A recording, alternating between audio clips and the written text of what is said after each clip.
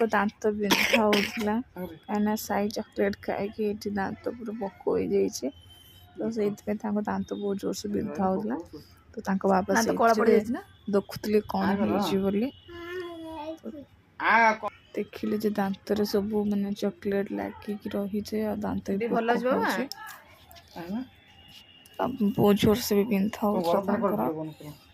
गरम पानी लुण पकड़ पानी गोलगोचा करने को देली से गोलगोचा भी